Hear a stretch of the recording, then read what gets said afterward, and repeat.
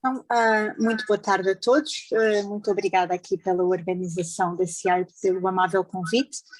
e peço desculpas pela minha indisponibilidade de última hora devido a contratempos da pandemia, em que de facto tive uma calendarização académica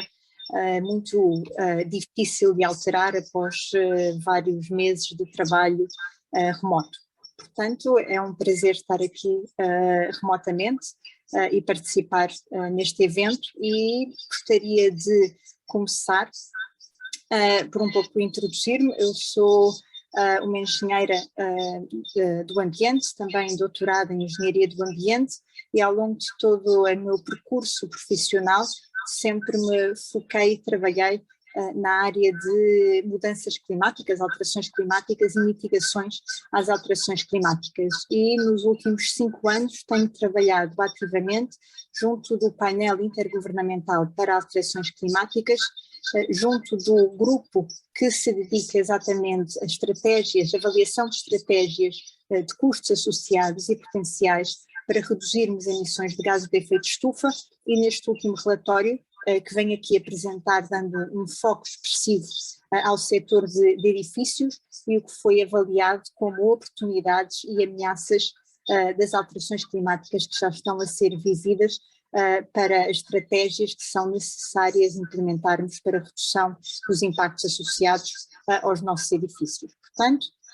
sem grandes atrasos, vou aqui tentar passar o meu próximo slide, a minha conversa aqui hoje, e depois estou disposta a responder a qualquer dúvida, comentário que surja da plateia, mas no fundo eu vou focar-me aqui em 3 sessões, 3 focos principais. No fundo, primeiro identificar qual é o ponto da situação, qual é o estado das alterações climáticas atuais e quais são os impactos que nós conseguimos antever nos nossos modelos climáticos e quais são as implicações diretas que isso tem para a região do Mediterrâneo e, particularmente, o consumo energético e o conforto térmico em edifícios. E num segundo momento, irei exatamente focar-me qual o papel dos edifícios, do setor de edifícios, nos nossos cenários de mitigação avaliados com base em modelos integrados de avaliação de trajetórias de baixo carbono face a premissas e a pressupostos ótimos de menor custo. E por fim, irei focar especificamente no potencial e custo associado a uma série de estratégias que foram identificadas como aquelas que se tornam preponderantes para de facto atingirmos uma neutralidade carbónica nos edifícios e conseguirmos simultaneamente ter edifícios resilientes aos impactos que se antevêm e quais as oportunidades associadas a sistemas de refrigeração. Então, sem nenhuma demora, esta figura, e eu coloquei aqui todas as referências que estou a usar, no fundo mostra a evolução das emissões de gases de efeito de estufa ao longo dos últimos 30 anos. E, enfim, não é surpresa para ninguém, a comunicação social tem feito um papel essencial neste ponto, mostrando que ano após ano nós atingimos recordes de emissões de gases de efeito de estufa e associados ano após ano recordes de aquecimento e de níveis de temperatura muito elevados, com exceção talvez do interregno que tivemos nos últimos 2 anos, devido às interrupções económicas e atividades associadas à pandemia Covid-19. Então, nós avaliamos no relatório, e estes dados são das últimas bases de dados globais consolidadas para 2020, que temos, nos últimos anos, temos vivido um recorde de emissões de gases de efeito de estufa, sendo que o setor de edifícios contribui com aproximadamente, contribui aproximadamente com 1/5 das emissões totais de gases de efeito de estufa, considerando não apenas as emissões diretas, mas sim também as emissões associadas ao ciclo de vida dos edifícios. O que é que eu quero dizer com isso? São emissões que estão relacionadas com toda a produção e geração de energia elétrica, calor necessário para as edificações e também todas as emissões e impactos associados aos materiais, principalmente a produção de cimento nos nossos edifícios. Essas emissões estão principalmente associadas a emissões de dióxido de carbono. Portanto, é um gás de efeito estufa que virtualmente fica milhões de anos, se não para sempre, na nossa atmosfera e, como tal, o setor de edificações é um setor essencial para estratégias de descarbonização da nossa economia. Bom, e, consequentemente, ao longo do tempo e desde que os nossos modelos têm recortes históricos, nós vemos que a influência humana tem inequivocamente alterado o clima ao longo dos últimos, desde a Revolução Industrial, ao longo dos últimos séculos, e neste momento já atingimos um aquecimento global de aproximadamente 1,5 graus Celsius superior a níveis de 1850. E como é que temos essa certeza tão absoluta? Como é que sabemos com certeza que esse impacto e este aquecimento global que estamos a viver está associado a ações humanas? Isto porque eu mostro aqui uma figura dos colegas do Grupo de Trabalho 1 que se dedicam à avaliação da ciência do clima e física da atmosfera. De facto, os modelos climáticos que são avaliados e rodados desde 1850 até os dias de hoje, eles apenas conseguem reproduzir historicamente a evolução da temperatura global se considerarmos a introdução e o aumento da concentração de dióxido de carbono e outros gases de efeito estufa associados a atividades humanas. Portanto, nesta figura que vemos aqui, no eixo vertical vemos a subida da temperatura em graus Celsius e a evolução temporal no eixo das abscissas, e vemos que as simulações aqui marcadas a azul, em que apenas consideramos emissões associadas à natureza e ao ecossistema terrestre, na verdade não correspondem e não conseguem reproduzir o crescente aquecimento global que temos vindo a viver nas últimas décadas. Bom, e de facto esta subida da temperatura vai bastante além da questão da temperatura média global, mas principalmente pensando aqui no setor de edifícios, estamos bastante preocupados aqui com eventos extremos e com a sua maior probabilidade nas próximas décadas e também a maior intensidade desses mesmos eventos que já ocorrem por todas as regiões globais, sendo que a Europa recentemente também foi bastante afetada nos últimos anos. Então, o que nós vemos aqui também, mais uma vez com o apoio dos colegas do Grupo de Trabalho 1, definimos e dividimos o mundo em várias regiões e como conseguem ver aqui aqui na figura MED, que corresponde à região do Mediterrâneo, no qual Portugal se enquadra, nós vemos uma clara evidência para a subida do número de ondas de calor e eventos extremos associados a ondas de calor, e vemos que temos aqui 3 pontinhos associados exatamente a uma grande confiabilidade nos resultados. Vemos também que temos uma maior incidência de precipitação em algumas regiões da Europa, mas relativamente aqui à região do Mediterrâneo, vemos que há ainda alguma incerteza associada aos modelos e ainda não é preciso, nem temos confiabilidade para de facto entender quais são as influências da precipitação na região do Mediterrâneo. Bom, o que nós temos com certeza é que à medida que vamos aumentando a concentração de dióxido de carbono na atmosfera, podemos caminhar para níveis de aquecimento que podem estar em torno dos 2 ou 3 graus centígrados acima de níveis pré-industriais. E com isso, como vemos aqui na minha figura do lado direito, entendemos também e conseguimos prever que temos uma maior intensidade e uma maior frequência de aproximadamente 40 vezes superior de ocorrência de eventos extremos associados a níveis de aquecimento global que sejam aproximadamente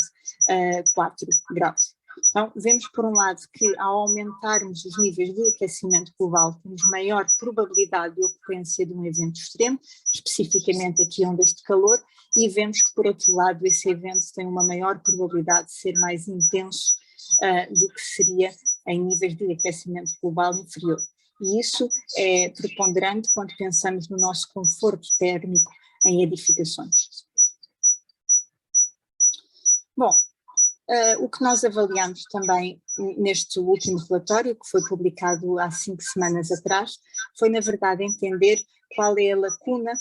dos nossos cenários climáticos e o que é necessário atingir a nível de emissões de gases de efeito de estufa anuais se nós queremos limitar o aquecimento global em até 2 graus ou idealmente 1,5 grau. Portanto, o que vemos aqui nesta figura,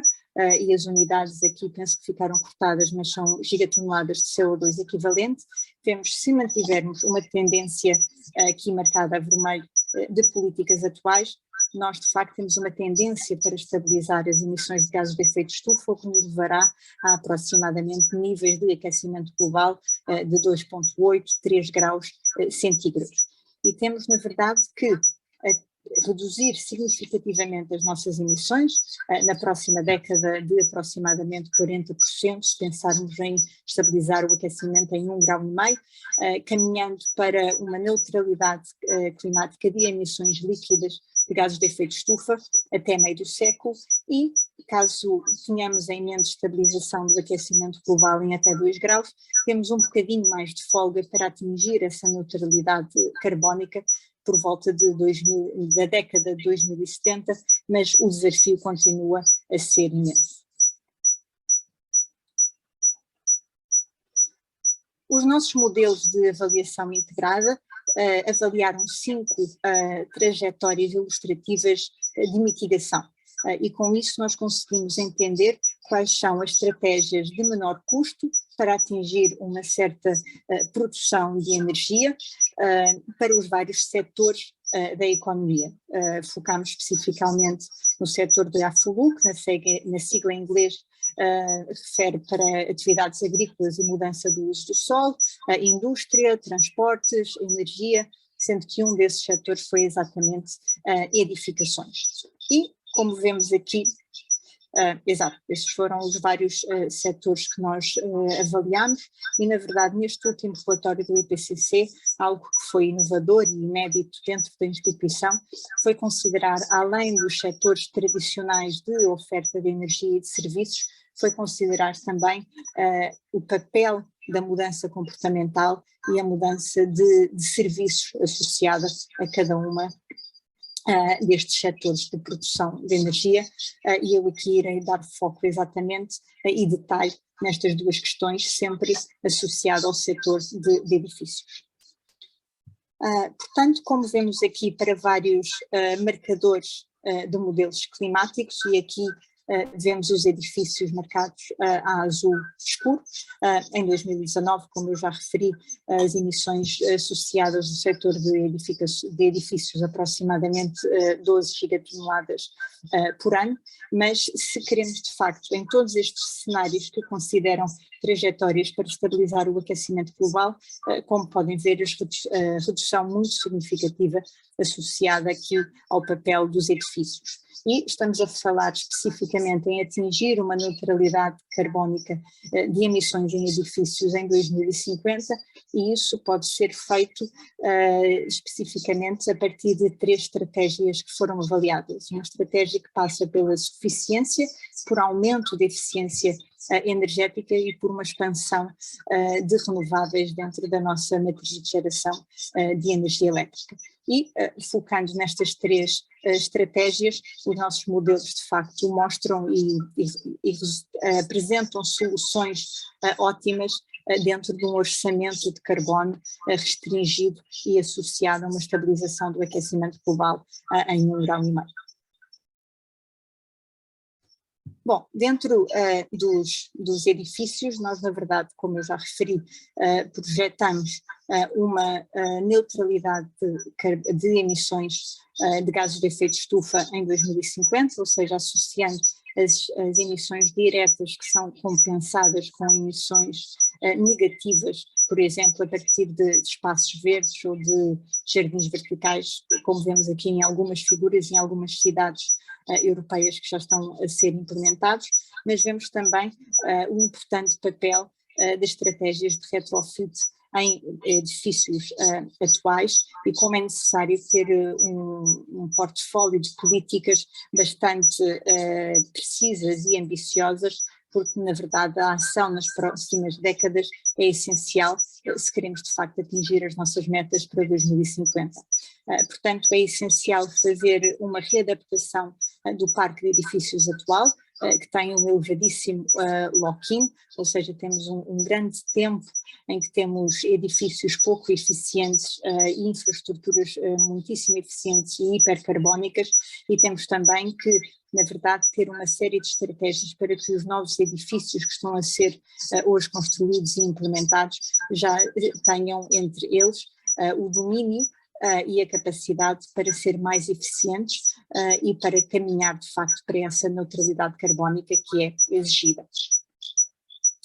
Bom, e focando aqui também em alguns aspectos positivos, nós vemos na verdade que a maioria das estratégias de inovação que estamos aqui a mencionar, eu aqui darei foco especificamente ao custo nivelados de fotovoltaicos e energia eólica onshore, vemos de facto que o custo associado, sobretudo de fotovoltaicos nos últimos 20 anos, desceu vertiginosamente. Isso por vários motivos, enfim, posso depois nos comentários e discussão entrar nestes pontos, mas principalmente por uma elevadíssima curva de aprendizagem que foi liderada muito pelo mercado asiático nos últimos anos. Portanto, temos tecnologias com base em renováveis, dando aqui o exemplo em que de facto mostram que é possível nós conseguirmos descarbonizar os nossos edifícios e a nossa matriz energética com tecnologias de baixos custos. E, na verdade, com uma redução do custo nivelado destas duas tecnologias, o que nós vemos aqui também, que o aumento de capacidade instalada foi vertiginosamente nos últimos anos, sobretudo nos últimos 5, 10 anos. E vemos, de facto, que o mercado responde positivamente a uma redução do custo significativa, associada também a um aumento da eficiência e da qualidade dos serviços. E focando aqui mais uma vez especificamente nos edifícios, foram avaliadas 6 estratégias específicas, pensando por um lado num reequacionar do nosso comportamento, ou seja, pensar em reduzir a necessidade de alguns serviços energéticos, pensamos também nas opções associadas aumento da eficiência energética,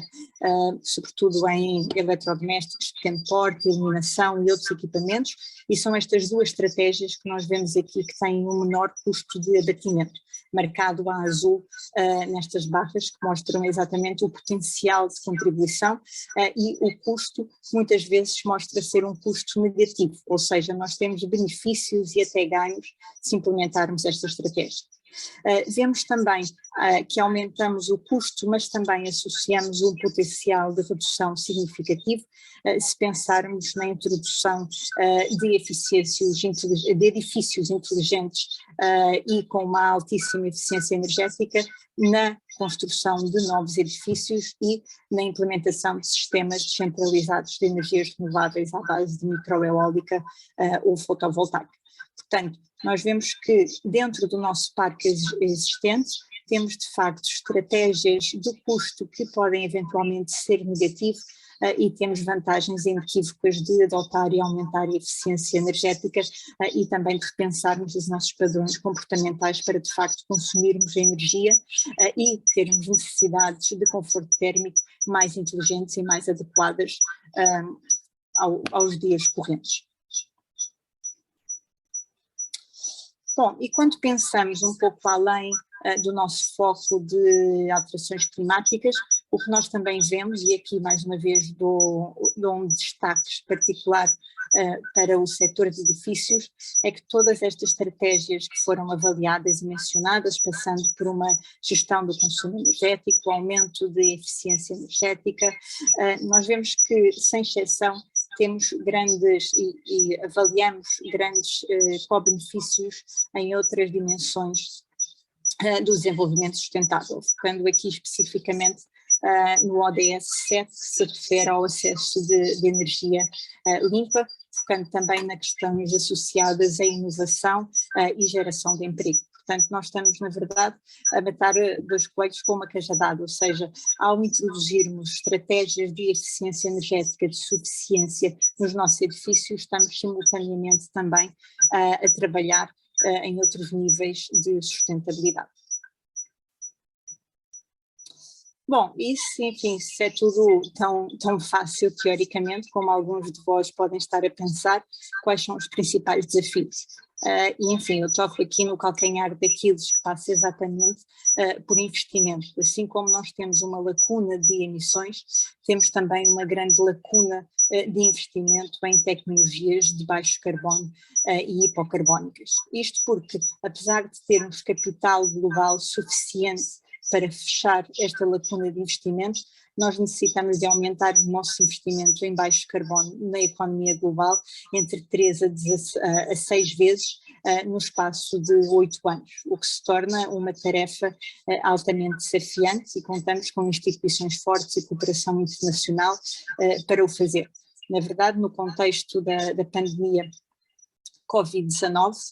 foram implementados uma série de resgates económicos e Portugal foi um dos países pioneiros nesse aspecto, em que de facto promovem efetivamente estratégias e tecnologias e comportamentos de baixo carbono para de facto apoiar o Plano Verde da União Europeia e algo que foi replicado em outras grandes economias globais, designadamente os Estados Unidos, Japão e China. Portanto, temos de facto nas nossas mãos o potencial e a capacidade para de facto invertermos e implementarmos numa grande escala, sem precedentes, esta ambição climática necessária e enfim, estou agora, penso que este era o meu último slide. Exatamente, portanto estou aqui disposta a ouvir dúvidas e comentários da plateia e mais uma vez agradeço muito a oportunidade de estar aqui remotamente e enfim, uma pena não estar presencialmente aí com todos vós, talvez no próximo ano. Mais uma vez, muito obrigada e devolvo aqui o microfone ao moderador da sessão. Obrigada.